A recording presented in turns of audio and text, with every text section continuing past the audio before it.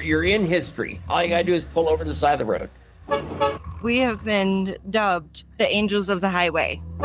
I was more scared of not doing something I really wanted to do.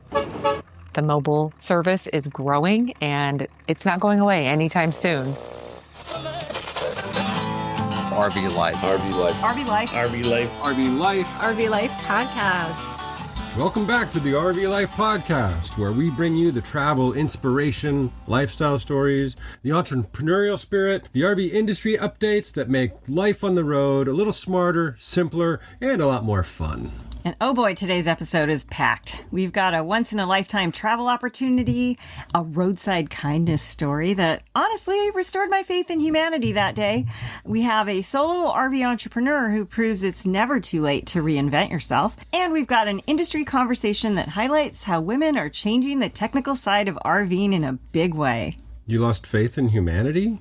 Well, we won't go there, but we are going on quite a road trip with this one, folks. First, we'll get our kicks on Route 66. That's because 2026 marks the 100th anniversary of the Mother Road. If you're not a Steinbeck fan, stay tuned to hear why it's called that, but I digress. John chats with Alan Wininger from Route66Centennial.us for complete details. If Route 66 or Route 66 is even remotely on your bucket list, this is the year to get going. And then in our lifestyle segment, you're going to hear a story that gives me goosebumps. We met Martian and Mouse, the founders of Journey of a Spirits Mechanic. This incredible couple is living the schooly life while offering donation-based roadside assistance. Yep, they help people in need and they don't accept payment. Instead, they founded a nonprofit, basically spreading kindness on wheels. And here's the crazy part. We ran into them completely by chance twice in 2 different states. So when we saw them on International Kindness Day, we just had to stop and talk. I tell you, there are no coincidences. Next, for the RV entrepreneur profile, Rose and Glenn sit down with Deb Dennis, a solo RVer who started RVing at 62 with no towing experience, while working remotely as a UX designer. Now she's built multiple income streams through travel writing and photography, and her message is simple. Don't wait. Finally, Bob gives us an industry update after catching up with Jessica Ryder, founder of Pull-Through Sites Mobile RV Service and a board member with the RV Women's Alliance. She's helping lead an all-female technical training program and a new build project called Chassis to Classy, turning a brand new trailer into a vision coach built by women. So settle in, folks. This trip will take you everywhere from the nostalgia of Route 66 to the future of RV service and training. Let's get into it. Right. If you've ever said, one of these days we're going to go do Route 66, this is your year. No, really. This is the 100th anniversary, and it means special events, new celebrations, and a ton of momentum across the whole route from Chicago to Santa Monica. Did you know it's called the Mother Road? Because it became the primary route that gave birth to so many long journeys west, especially during the Dust Bowl era. Okay, and we've got a long show here. Right. Here's John and Alan Wininger from Route66Centennial.us, sharing what Route 66 is, how to plan it, and what makes this Centennial year different. Hey everybody, welcome once again to another segment of the RV Life Podcast. My name is John DePietro, and you know, one of the things that we do here at the RV Life Podcast is let you know about interesting events for RVers. And this is a very interesting year. In fact, it's a once-in-a-lifetime opportunity for most of us, unless we've been taking some kind of drugs that makes us live for 200 years. It's the 100th anniversary of Route 66. And joining me on this special broadcast is Alan Wininger. Did I say it right, Alan? You got it right. That's okay, good. Perfect. And Alan is with the Route 66 Centennial. And Alan, welcome to the RV Life Podcast. It's great to have you here. Thank you. Appreciate it, John. I'm very honored to be here. Thank you. You know, it's an amazing opportunity this year because, you know, you hear about RVers taking the Route 66 trip as a bucket list trip, but during the 100th anniversary, there's going to be a lot of new events that are taking place this year that haven't been before. But before we get into specific events, Alan, tell us a little bit about what Route 66 is. Where does it start? Where does it end? And how did it become famous? Yeah, so it was officially started on November 11th, 1926. Technically, it starts in Chicago. right? And off near Michigan. It's almost in the middle of downtown. And so it goes from Chicago all the way to Los Angeles. The old bays back in the 20s and 30s, it actually has multiple different ways that it used to run from what you get today. Like it's been through Pasadena. The Rose Bowl parade actually drives down parts of old Route 66. So there's a lot of historical touches. They've had what they've done alignments, which means they've actually changed the road. So when you're in your RV and you're looking at signs and it says Route 66, that may not be the original one, but it is Route 66. But there's so many offshoots that don't, that have dead ends and stuff like that, because we're talking 100 years. So the roads have changed. And then it ends, technically everybody says it ends at the Santa Monica Pier. And actually it ends in front of Mel's Diner. Mel's Diner. Yeah. So not just on TV, but the real Mel's Diner. The real Mel's Diner, and I think it's Liberty. But the whole idea is it's on, that's the federal ending of it, and it's no longer a federal highway. So all 8 states are responsible for upkeeping it and things like that. There's some action to try to get it to become a parkway, a designated for the National Park Service, and those efforts haven't finished yet. So they're still working on it. Why did it become famous? Who were the first people that used it? It was just, I think, well, you're talking Dust Bowl. You're talking people migrating from the east to the west and trying to find a better life. That's a lot of it, of what it was for. Like originally back in 26, when it first opened, the only thing you had on it was basically Fords, the Model Ts and all that. That was the very first cars that ran up and down this thing. And so it became a lifeline. And it became nostalgic as it got older in the 30s and 40s, and you had the small hotels and the diners and all that. So that was, mom and pops, and it was basically, it's also called America's Mother Road. It's the lifeblood of going from the East, Mideast to the West Coast for people to search for a better life. That was what the it's funny. I'm sure there are young people here that are listening to this podcast and thinking, well, why didn't they just take the interstate highways? Wasn't there. They weren't there. They built 40. They killed Route 66. So when they built 40, it bypassed Route 66, which caused all the towns and all the different places along the original 66 to go out of business because they just jumped on the highway and trucked on. You know what? And that's the same thing even in other states. In Massachusetts, I-90, which is the longest interstate in the country from Provincetown, Mass, out to Oregon or Wisconsin, not Wisconsin, what do you call it? Washington. That killed Route 20 and Route 6, which were all parallel roads. Yep. And so that basically did it in, and so that the Williams, Arizona was the last town to be bypassed officially. Okay, and that is where you jump on the. I'm in Flagstaff, Arizona. Yep. So you jump on the train to go to the Grand Canyon. Yep, that's in where Williams. Right? Yep, and that's an awesome trip. I mean, there's a lot of little things, and that's a big part of it too. We have Meteor Crater. Meteor Crater is right off of Route 66. So, which is the big crater, where it changed the world. So there's a lot of nuances and different things. There's a lot of ruins. There's a lot of ghost towns. And the idea is in your RV and you're going down 66 and it's getting close to the end of the day and you're out in the middle of nowhere, it's so easy just to pull over and camp.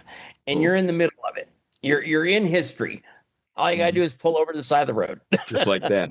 Alan, give me a couple can't miss places that if you're going to do Route 66, you absolutely positively have to stop at this location. Is that too much of a task to ask of you?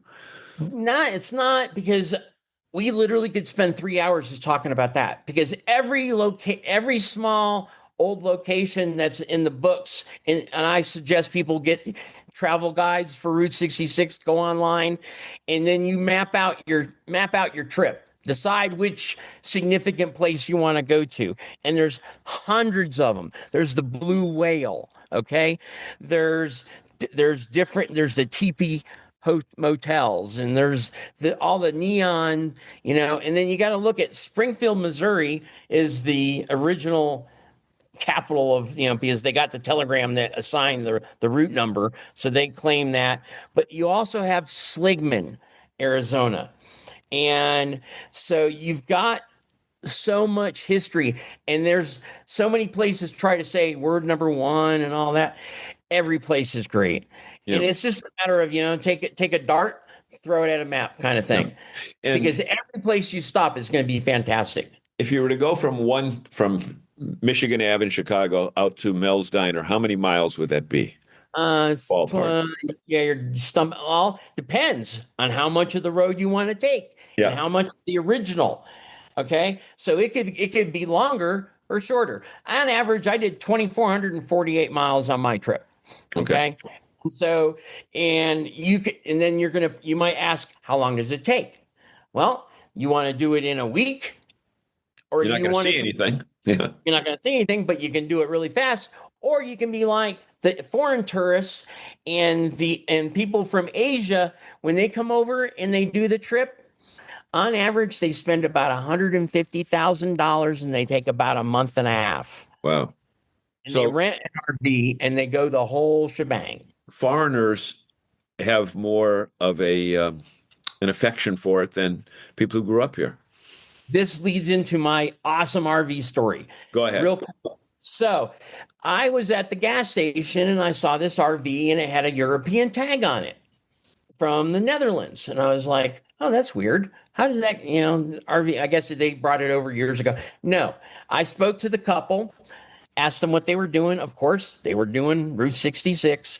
They literally took their RV, put it in a container on a ship, sent it from the Netherlands over to Canada, got it to Canada, took it all the way up to near Chicago at the border, and drove it across the border all the way to LA and back, put it back in the container, and brought it back to the Netherlands. Shipped it back. For the pure fact that they wanted their RV, their own personal RV, to make the trip and make history. They were that dedicated to it. It was an amazing story. I couldn't believe it. I was like, you're kidding me. And then I come to find out that's actually done quite a few times. That wasn't just a one-off. Yeah, and they do it all every year. People are that dedicated. There are people that, depending upon their vacation schedule, et cetera, can't go the whole route, but certainly it's possible to take certain segments of it and spend more time within that. Yeah, and I think the last thing, Amarillo. Yeah, you can do Amarillo and take a western chunk.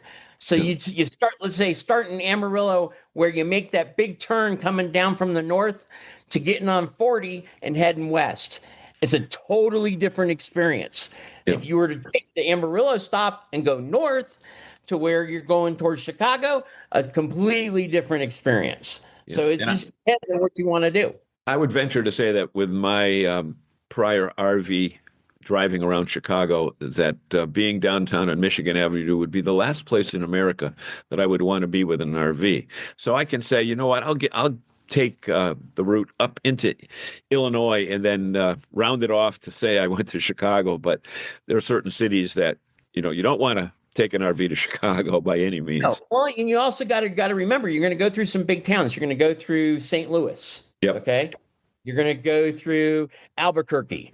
Okay, which isn't too bad. Amarillo, and so Tulsa and Oklahoma City. Oh my God, I get it. I'd get ripped if I didn't forget to mention those guys. So Oklahoma's the longest stretch statewide, the longest stretch of continuous Route 66 original from the 1920s is actually between Kingman and Sligman in Arizona. Yeah.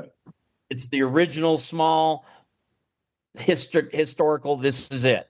Yeah. So it just depends on what you want to do, how you want to carve it out. Perfect. Route 66 is a kind of an RV trip that you can do it 3 or 4 times during the year and just do bits and pieces and then add it all together. Altogether, yeah.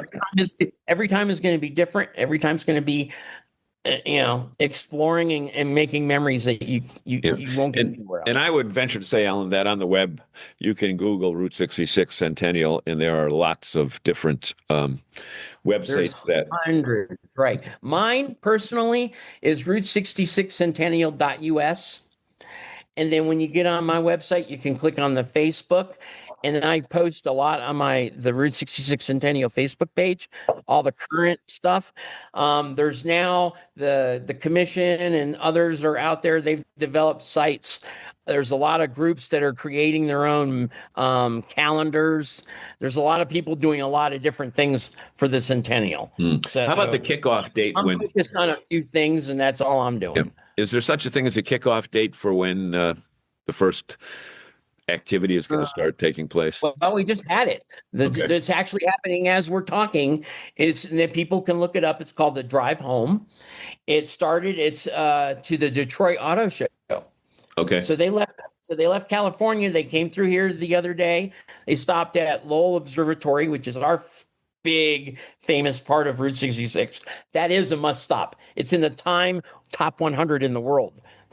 So you got to stop there. But anyways, and they're currently in Texas, headed to Oklahoma today.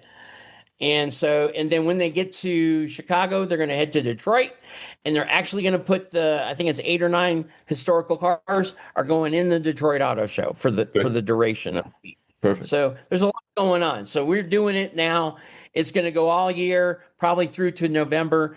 I'm going to be working on some racing things. I've got a couple other special things that I'm focused on that people can check out on my Facebook and my page. But there's plenty to do. Great. You're not going to be perfect. Well, for a once-in-a-lifetime opportunity, this year we've got Route 66, we've got World Cup, we've got America 250, all these things taking place all at the same time. So RVers need to plan their route and, plan there's one more thing real quick. There's one big one. It's the 20th anniversary of Cars. Disney Pixar the Cars. Disney movie. 20th. Yep. And that is Route 66 focused. So, yeah, it's, you can take the kids and map out the stops on Route 66 that connect to the movie Cars. There you go. So you can create a trip for the kids. Perfect. I'm trying to figure Rascal Flatts. They were the group that sang a lot. Life is a highway, my friend. Life is a highway. So life is a highway, and Route 66 is a highway. And we want to thank Alan Wininger for joining us here today on the RV Life podcast. Have fun, everybody. We'll see you along the road on Route 66. Route or route, however you say it. I love how Alan explained that Route 66 isn't just one straight perfect line you drive once and check off a list. It's one of those trips you can take in sections or even revisit over time, and every stretch has its own personality. And I'm glad he said it out loud. If you try to do it too fast, you won't see anything.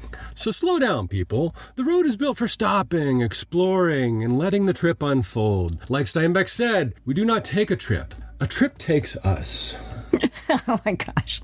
Enough already. Speaking of unexpected moments on the road, the next story just feels so unreal to me. This is one of those only in RV Life events.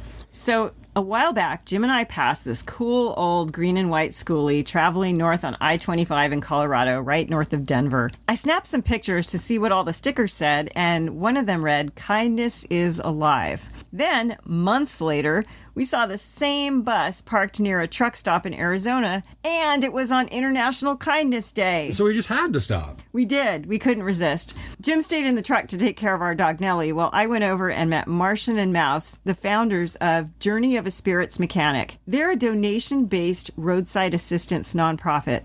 And what they do out there is pure kindness. I think this was our first impromptu roadside conversation. Check it out. Okay, this is Renee for the RV Life podcast, and Today we are talking to... A Journey of a Spirits Mechanic nonprofit. And your name is? Martian, and my wife's name. Martian and Mouse, it's so nice to meet you. We have seen you on Interstate 25, and I can't believe that today on World Kindness Day, we ran into you here right outside of Lordsburg, Arizona. It's amazing, and I'd really like our audience to get to know you two because you are doing incredible kindness out there on the roads where sometimes things aren't very kind at all. Martian, can you tell me a little bit about why you guys started to do this roadside assistance and what's your origin story is basically what I want to know. When did this begin? What year? About 7 years ago, we decided that we would take a 2003 Ford Escape and take a couple of trips across the country to see how many people were on the side of the road that could use help.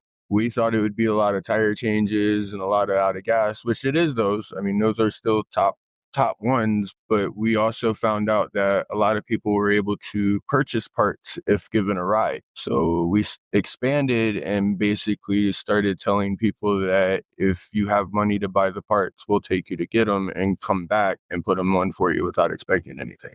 Oh, what made you decide to do this? Mouse had the same job for 8 years, and I had hitchhiked for 16 prior to this. And I went to my brother's house to see them before I decided to take a long trip. And Mouse happened to be at my brother's house. And what was supposed to be a 2 or 3 day trip to my brother's turned into at least a couple of months because his wife asked me to paint her Jeep for her birthday because I know how to do auto body too. She convinced me to stay. I painted her Jeep. Well, while painting her Jeep, me and Mouse started to talk and hit it off. Instead of taking her hitchhiking, we decided to see if this would work. Mouse, when you both came up with this idea, what did you think? Did you get support from people? How did they respond? How did your friends and family respond to what you wanted to do? Said this would never work, that this concept would never take off. And we, proceeded on because we seen how many people that needed help. Thermostats, radiators, hoses. And we knew that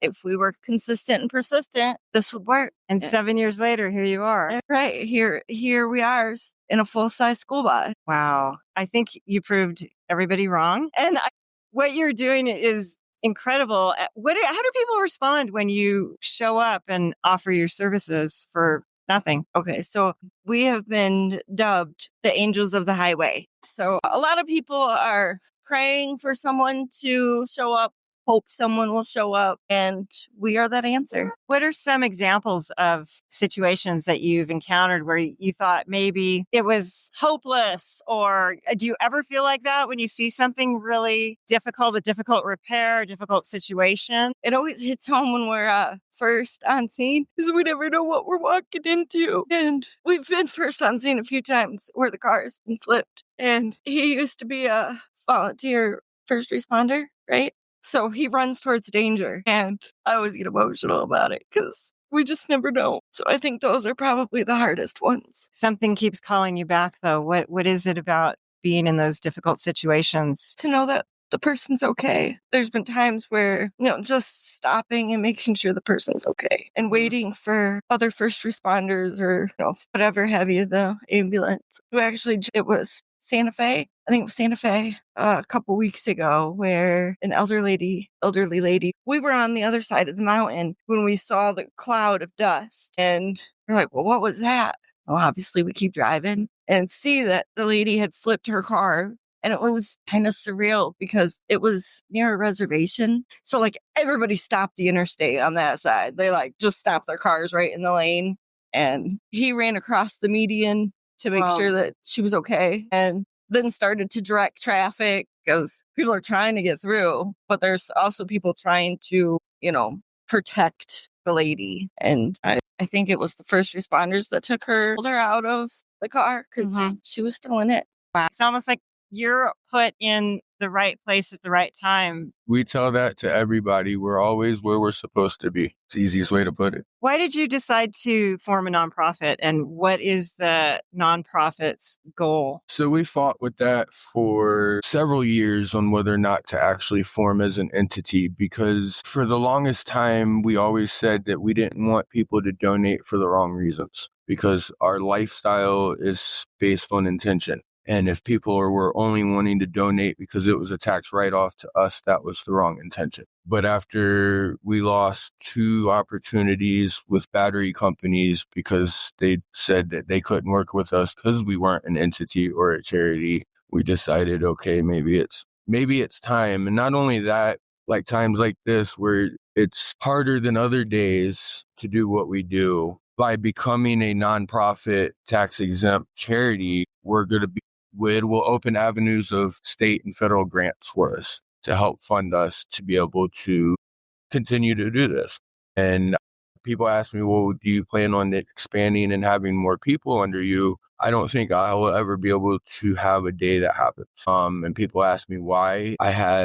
Me and her both have had a couple that we had considered over the years, and within a matter of 6 months showed us why we are the only ones that do what we do under our name. Because too many people, if they're in a hard spot themselves, it's too easy to put a value or a price. And like I said before, if somebody asks me, what is this worth? I don't care if it's an air compressor on a semi on the side of the road, if it's a radiator in a semi, I don't care what it is. I will tell you to call a shop and ask them what they're going to charge, because I will never put a price or a value to what we do.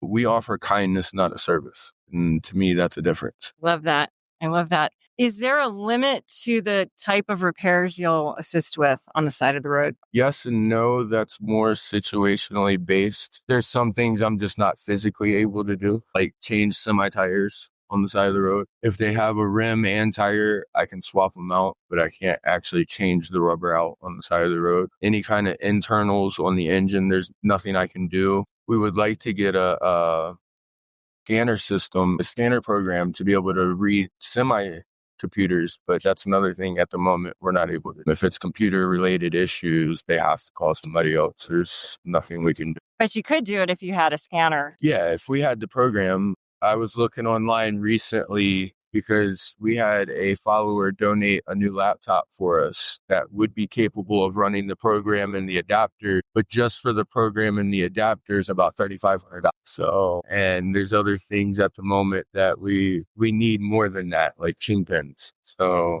do you have a wish list somewhere? We do have a wish list on Amazon, and then we also, I believe there's a post on our page about our kingpins needing to be replaced. And then before that is our spring bushings, because they both need to be replaced. But it's getting to the point that the kingpins are becoming more important than the spring bushing. Yeah. Now, if somebody wanted to donate, go see that wish list, where would they go? They could go to a Journey of a Spirits Mechanic Facebook page on Facebook. And I'm pretty sure it's pinned at the top. We have PayPal, Zelle, Venmo, Cash App for all the platforms to donate. How many people would you say that, can you estimate how many people you've helped over the years? Thousands. Really? Thousands. At least a couple of thousand over the last 7 years. Where are you generally roaming? During the winter below the 70 and during the summer above the 70. I like that. I like that. We do tend to stay out west more. We find more people to help west of the Mississippi than we do east of the Mississippi. We chalk that up to, one, there's an exit every quarter mile instead of every 40 miles. Out east, they have a lot more states with vehicle inspections and emission inspections, so they don't break down as often. That makes sense. And again, most of them, if they're having an issue, can make it to an exit and to a parking lot somewhere, and well, we would never find them. That makes a lot of sense. There's some long, empty stretches, especially what we're about to drive into. We're headed to Tucson, and there's long stretches of nothing from here to there. Yep, just came from that. Wow. How many miles would you say you guys drive a year? A year? I don't know. In 7 years? Yeah, a little over a third of 1 million miles in 7 years. I can tell you in the last 2 months, we've done right around 10,000 miles in 13 states. Well, I believe it, because when we saw you, we were up near Fort Collins, and We're quite a ways from there right now. I am so happy that we got to meet you guys. And I can't thank you enough for taking the time to stop and talk to us but really to do what you do. It restores my faith in humanity to know that there are people doing this kind of thing. They don't get the glory. They don't do it for glory, but you guys sure deserve it. And I hope that lots and lots of people listen to this interview. Hopefully it inspires many. And we're not the only ones. We have met others. There's a guy in Denver, actually. He's a full-time security guard, and he took his little 4-door sedan and put yellow and white emergency lights all over it. And on his days off, he literally runs around Denver just helping stranded motorists and refuses to take donations. Really? He will not take them. And like I explained to him when we met him, the only reason we accept the donations is because that's the only way we continue this. One day we'll get to the point where we can not have to take donations, but that's how we're able to do this, is we spread kindness through kindness. I don't care how long you've been traveling, that kind of story really hits you right in the heart. It really does. They're not selling anything. They're offering kindness. And the way they described it as being, we're right where we're supposed to be, and showing up when someone is praying for help. It's hard not to feel something after listening to that. Well, they were right where they were supposed to be for this interview, for sure. And I'll just say this. If you've ever been stranded or you've seen someone stranded, you know how big a deal it is when somebody stops. There was that time we stopped to help a camper change his tire on the Alaska highway. Whoa, Jim, this isn't about us. Stop. So I want everybody to go learn more about Martian and Mouse. And remember, they are donations based. So feel free to check out their link tree in the show notes and chip in something if you're moved by their story. All right, shifting gears here into the RV entrepreneur. We've got a guest who brings a totally different kind of inspiration. Deb Dennis started RVing solo at age 62. She had no towing experience, and she did it while working remotely. What I really love is how honest she is about fear and how she basically decided that the bigger fear was not going to win. Rose and Glenn talk with Deb about remote work on the road, building multiple income streams, and why you don't wait for someday. Here's Rose and Glenn with Deborah Dennis. Hello, Deb. Welcome to the RV Entrepreneur segment of the RV Life podcast. We are so excited to have you on today. Thanks. I'm very excited to be here. Deb, you are a solo RVer who started RVing at the age of 62 with no prior experience, and you took your remote work with you on the road, which I think is pretty remarkable. Your story really challenges a lot of the assumptions about who RV life and remote work are for. So for listeners who are just meeting you, please share a quick snapshot of who you are today and how RV life fits into your work. Yes, well, thank you for that. I have been a UX designer for all my career in Silicon Valley in Northern California. And for the last 10 years, I worked remotely just from my house and decided during the pandemic of all times to go on the road with an RV and take my work with me because it didn't matter where I was. Matter of fact, I never really told anybody where I was, just to keep things kind of simple. So today I'm still RVing, but part-time, and I do some UX work, but I'm transitioning into other things and fun stuff. And I'm sure we can get into that. Yes. Looking at starting RV life solo at 62, you make the statement in one of your articles that I read that's, I quote, "I'm an introvert. Solo travel doesn't mean isolation for me. It means intentional connection." So since you dove into the intentional connection the RV lifestyle encourages, later in life, what were your biggest fears going in? Well, my biggest fears were going in since I'd never towed anything before. I was terrified of, towing something. I just bought an Airstream and I never towed a travel trailer. So being by myself, I see lots of people get help and all that kind of stuff. I had to back up and learn all that. And I learned it through experience, also videos, asking people at parks, and just lots of time on the road. I mean, it's kind of one of those things you have to learn.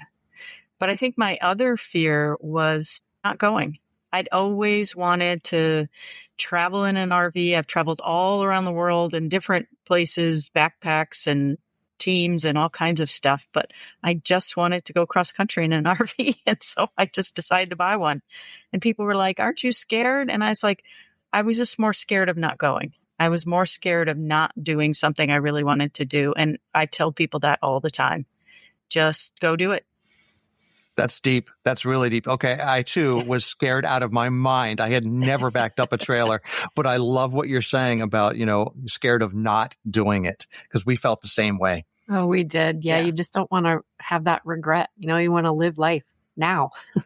Yeah. And I know women get very scared of doing stuff like that, because I met many of them at the parks. They're all like, who are you traveling with? And I said, my dogs. And a lot of them are like, I'd love to do that. I want to leave the husband behind. And so there's clubs for that, right? And a lot of women are doing that in different clubs. And I think that's great. And I hope I inspire people by that, because maybe I'm a bit more, savvy and fearless than some of them, right? And so a club, I think, is a really great place to start. Yeah, there are a lot of clubs out there. I did interview some, the Sister Corps. That was a neat one, where they go out and they help rebuild communities and that kind of stuff. That was kind of neat. But then there's just more other clubs just for solo female RVing. So definitely look into that. You could just meet up. Right. You could just meet up with people and, then feel like you have kind of a community. Right. So going back to a little bit about your work, you initially took your UX and product design work on the road because, as you stated in one of your articles, RV life didn't interrupt your career, it supported it. And over time now, you've expanded into other income streams. How did that evolution happen?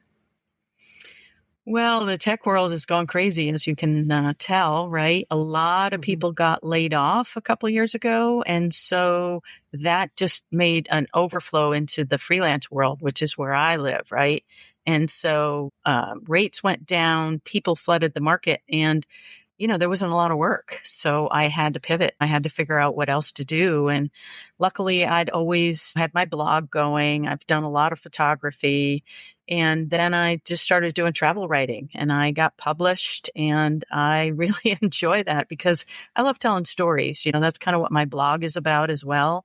I do first-person experiential stories about where I am, like meeting people at campsites or going to different places and interviewing people that are doing these things. And that's what a lot of travel sites don't really do. They say, oh, go here, go there, go there. But, what is it? I call it boots on the ground. It's like I'm there, I'm experiencing it, and I can tell you what it's like. Real life. Boots on the ground. I love that. So you had to diversify. You had to create multiple income streams. I know that's sort of an obvious statement, but why was that important to you?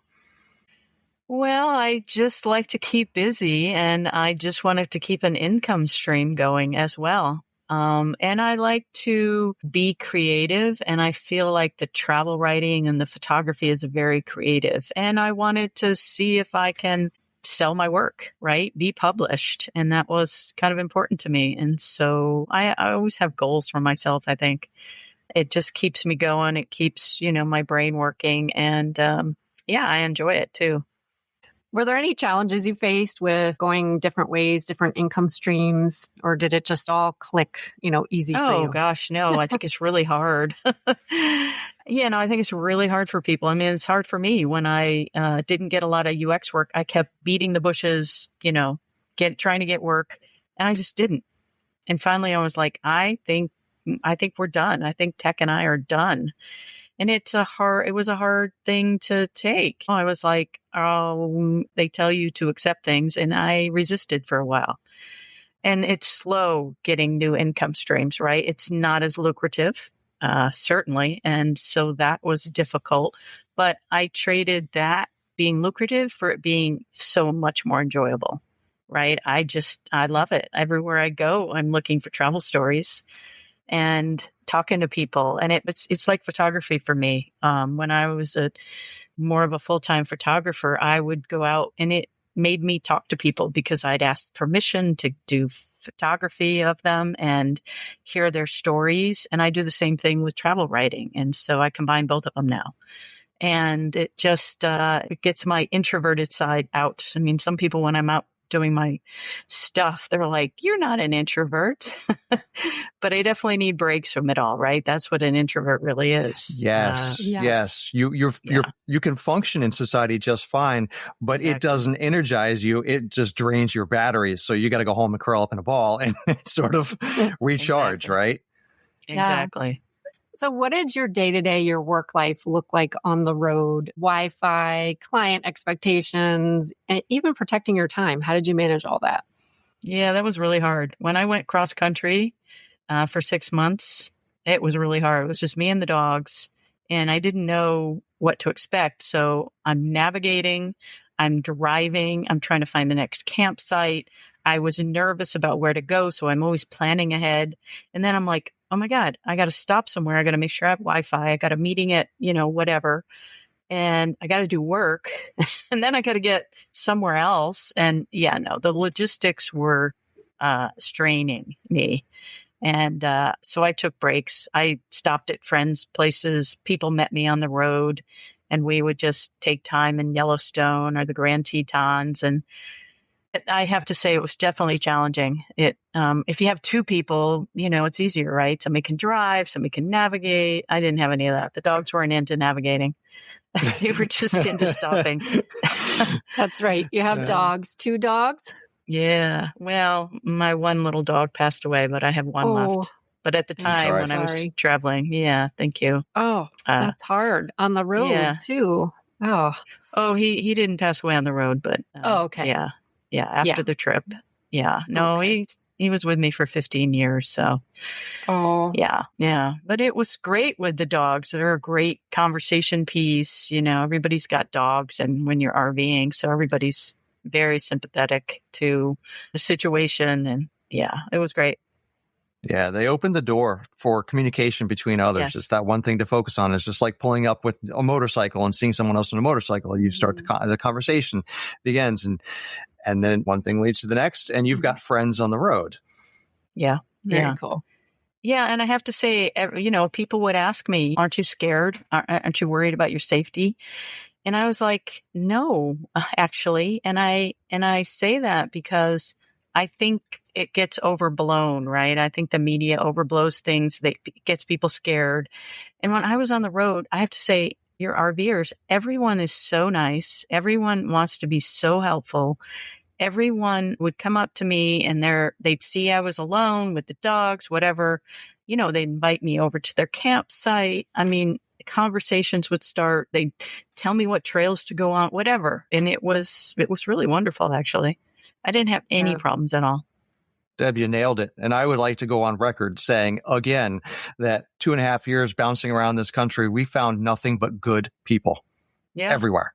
Yeah. Yep. There's a lot People of good. forget all those other things that are out in the news. Who's what, who cares about this or that. It doesn't matter. You're on the road. You're trying to live. Everybody's trying to just live their life. It doesn't matter what they're doing. It just, we're all doing the same thing. We're all just showing up and trying to get through the day and have a good time and maybe laugh and just explore. And I think that's what I love about RVing, going off into wild, distant places and just seeing how beautiful this country is. I've been all around the world, and I love just going around the U.S. now. It's just fabulous. There's so much Canada to see too. here. I'm very excited about Canada this year. I'm going up to Canada. Oh, how exciting. That's wonderful. Yeah. You've got multiple income streams, and I'm trying in my head to bullet what each one of your income streams is. I know as I was going through some of your content, you've got photography, you've got travel writing. I know there's some affiliate links on there, and yes, properly placed affiliate links are extremely helpful to bloggers or anyone who is a creator. So thank you, anyone who clicks on those. What do your revenue streams look like? And I'm not talking about, how much money you're making. I'm talking about, what is each one? Yeah. I would say my photography and travel writing are the biggest right now. I put aside the blogging for a bit, though the blog is a constant thing, right? I don't have sponsors yet, things like that, but I do have a lot of affiliates that I'm working on. But as you know, it takes so much time and energy that if I'm out traveling and doing my travel writing, the blogging kind of takes a back seat at this point. But, it's cyclical. I think I'll certainly get back to that at some point. Well, there's always something on your mind that you've got to put down on paper that you might not be getting out of your head with travel writing that just feels good to get it out on a blog. And I do want to say for the listeners, you are an exceptional writer. So it's a real pleasure to read your work. It really is. Oh, well, thank you. Now I'm going to have to do more blog articles. Sorry. I opened that door. Yes, you did. You did. Sort of going back to the tech industry, when it slowed, you didn't wait for things to go back to normal. And to quote you, and I love this, nothing you learned was wasted. You just placed your skills in a new container. That is such a great statement. So what helped you recognize it was time to pivot? And I know the obvious answer is the whole system was changing so fast, but reiterate if you can. Well, I was changing too. As I got older, I was just like, why am I doing this anymore? I don't want to be in tech. When I first started in tech at Apple, I loved it. I loved the whole industry, and the industry's changed a lot, and I don't really like it anymore. So I didn't want to be part of it anymore. And I thought, okay, this is the time. I've got to figure out my money and changing that and making sure I can, support myself. But at the same time, I was like, okay, I'll just cut my income and do something I really enjoy. So it was more that it was a deeper longing to do what I've been wanting to do. I tried to be a travel writer for many years, and then even years ago, it was really difficult and it was a hard industry. And I loved photography so much. And then when I started trying to make money at it, it was really, I didn't like it as much. And they say that, being a creative person, it's hard to make money at what you love, and you should just do what you love, right? Without having that monetary component if you can. And so I think I have a little bit of both in that, so I like that. I can put my photography on my blog and give it away to friends and have my Instagram posts and, share it with people. I love to share stuff with people. How did you break into the travel writing, and who are you writing for, that kind of thing? Yeah, interesting. I didn't have any experience, but I just kind of jump into things. And so I just pitched one of these online travel places. It's called Only in Your State. It's a big web-based site. And months went by, and I had pitched them that I was going to go to Yosemite, Tuolumne Meadows in Yosemite. They had just done a $20 million revamp of the campground there. And I said, I'm going to go there. I want to write about it. And like literally 3 months later, at the end of the summer, just last summer, they wrote me and said, yeah, go do it. I was like, what? So I literally got there on the last day of September that they were open. It started to rain. It was getting cold, but it was really fun. I met these backpackers who just came off the John Muir Trail. I met the ranger on the horseback. I met the bear guy. And so I wrote this article, and they freaking loved it. And so both the editors were like, we want more. And so it just kind of launched me. Yeah. That's fantastic. See, that just proves, just go for it. Reach out to these companies, people, places, and offer your services. And you have a great portfolio online with your blog. So that backed you up, I'm sure. Mm-hmm. Exactly. And they can try you or not. I mean, I had no idea. And like I said, it took me months. But I'm persistent, and I've had that throughout my whole career. That's how I got into UX and all that. I didn't know anything about computers when Apple Computer hired me. Seriously. I started way back in the day saying, I'm just going to it's other skills. They want other skills too. They want that grit and persistence and all that kind of stuff. And that's helped me a lot in my career. Entrepreneurial tenacity. Yes. Yes, it is. They're looking for that. Yeah. Being proactive, making your own choices, doing things that other people maybe won't do. You just decide to go do that. There's the best advice for anyone who wants to be an entrepreneur. Mm-hmm. Yeah. RV Life definitely gives us some space and maybe some clarity to kind of lean into some things. How did RV Life help you lean in more to storytelling, writing, and photography? Oh my God. I think there's so many great stories of people. I mean, listening to you guys and other podcasts and just being on the trail and hearing people's stories. You just want to share them with people. At least I do. And so, yeah, I think that's just amazing because there's like all kinds of different people out there, right? There's one of my good friends that I travel with sometimes. She has a van, right? And so she's the vanner and I'm the Airstreamer. And, there's just young people out there all the time. And there's older people out there. And it's just a whole big, huge, wide community that everybody has a very unique story, right? And I just love that energy about it. I mean, it feels like a big community when you say you're an RVer. Everybody's like, what do you have? Where are you going? Everybody asks me all the time for places to go. And I love that because now I have tons of places that I tell people to go. I mean, literally, people will just text me. They'll see a post I do on Instagram. And they'll be like, hey, I want to go here. What do you recommend? It's just like kind of a mini travel agency. Maybe I could do that next. Yeah. There you go. Idea. I was going to ask you, for as someone navigating change or uncertainty right now, what encouragement would you offer? But I think your encouragement would be the fear of not doing it. Would you say that's totally. correct? Oh, totally. Yeah. I mean, and now like people say, well, I got to do this. Like, my kids are this, or I got to go here, or whatever. I'm like, no. You'll just put it off. I've seen that so much. And I'm like, go now. Doesn't matter. It doesn't matter what you know. I didn't know anything.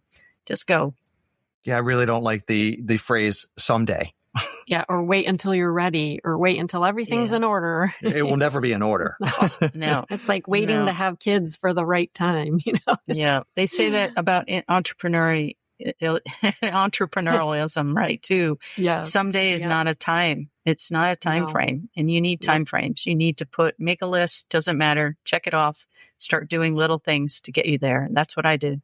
Awesome. Oh, I love this RV life community. I love this podcast. We get to share all these great stories, as you say. And as we wrap up here, Deb, where can listeners connect with you and follow along with you? Everything's on travelswithwally.com.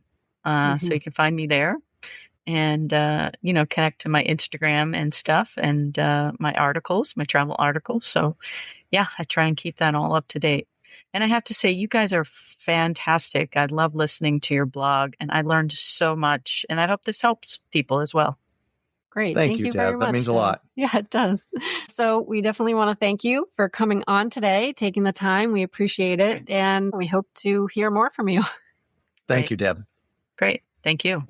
That conversation is such a reminder that reinvention doesn't require permission. And it reminds me of that someday syndrome so many people have. I love her line about solo travel not meaning isolation, but how it means intentional connection. That's exactly what a lot of people discover once they actually get out there. Also, for anyone trying to build something of their own, her point about pivoting is real. Sometimes the market changes, but your skills don't disappear. You just put them in a new container. If you want to follow Deb's work, we'll link to travelswithwally.com in the show notes, plus where she's writing, including Only in Your State. Now, for our industry segment, we're talking about something that affects every RVer sooner or later, service and repair. And the way this industry is shifting is so interesting. Mobile service is growing, and so is the push to help more people, especially women, understand the technical side of RV systems, whether they're in sales, warranty, service, or running their own business. Bob is joined by Jessica Ryder, founder of Pull Through Sight's mobile RV service, and a board member of the RV Women's Alliance. They talk about tech education, their new Chassis to Classy project, and how understanding the language of RV systems helps the whole industry run better. Here's Bob with Jessica Ryder. Welcome back, everybody. And my guest this morning is Jessica Ryder, who is on the board of directors of the RV Women's Alliance, also is the founder of Pull Through Sites, full-service mobile and technician company that works closely with everybody else in the industry. So, Jessica, tell us what you've been up to lately. Yeah, so we are growing our mobile RV repair company in St. Louis. I know a lot of people probably don't think St. Louis is a growing market, but we are seeing double-digit growth year over year. So that tells me that the mobile service is growing and it's not going away anytime soon. So I we think are, it's the direction of the future. The brick and mortars aren't going to go away, but so many people have proven that mobile RV repair and mobile technicians are a lot easier for the consumer. So if we look at it from the consumer standpoint, being able to have somebody come to their house or their place of business to take care of their RV, that's significant. yes, Now, yes, absolutely. now you'd carried the love of the technical aspect of this over to your RV Women's Alliance responsibilities. And I know you're doing a lot over there. Tell us what you're doing over there. Yeah. So, Bob, I started my company years ago because I saw the gaps in the industry and I wanted to help change that. And so we're doing that on one way with mobile repair. But the other way that I saw the gaps once in mobile repair was a lot of miscommunication and just gaps between knowledge of technicians in the field and those working at OEMs or suppliers with warranty and customer service. There's a gap in knowledge there. And so at RVWA, back in 2021, we had the idea to do an all-female tech class. And so we started doing that in 2021. And in 2025, I received my master certification from RVTI, and I started teaching the class. I took over from the legend, Bill Stewart, who I just Legendary Bill cherish. Stewart. Yeah. Oh, I cherished him so much. He was a great mentor to me, taught me how to really connect with students, but also how to teach tech to women and help women understand it. And so I've been doing that. This will be my second full year teaching those courses. And we have 3 getting ready to start on Monday with RVWA. And then we have 2 or 3 more programs we're going to launch with it later this year. So it's exciting to I'm not teaching these women how to be technicians. I'm teaching them the technical side of the RV so that they can help their dealerships or warranty or wherever segment they're in, sales, they can help because they fully understand the technical side of the RV. Well, it's also the language of the business, because Correct. that's as important as the technical side. And you certainly, congratulations on your master certification. Oh, thanks. Do you have any idea how many master certification women we have? There's a pretty good handful. There is. I don't know the exact number, but there's a good amount. Okay. So, now you're also doing something with the, in the hybrid, you mentioned the chassis to class. Explain what that is. Yeah. So RVWA, we just kicked off a new project we're doing called Chassis to Classy. And so with the wonderful donation of Thor Industries and KZ, they donated a brand new off the line KZ travel trailer to us. And we were able to help say what we wanted done with it, but we pulled it off the line at a certain point. And us as RVWA, all of our members get to come volunteer to help build it out. So, Bob, you're probably very familiar with our last project called Drab to Fab. Absolutely. And where we took an old trailer, completely tore it down and rebuilt it. Right. This time we're taking a brand new trailer and we are fully customizing it into this vision vehicle that, again, is going to be built all by women. Yeah. And the vision of that is incredible. How did that idea come about? Well, Susan Carpenter will tell the story much better than I can. Drab to Fab, I think, was back in 2019, 2020 when RVWA first started. It was kind of just a random spur idea of the moment that they had between her and Tracy Engelmeyer. They, being 2 very driven women, they just decided to go for it. And the industry was extremely generous in donating support and time and everything. And it was a great way for us, RVWA, to bring women together during COVID. It put you on the map. It was early in the organization, and it really put the association on the map. Yes. And so now people have been asking for it.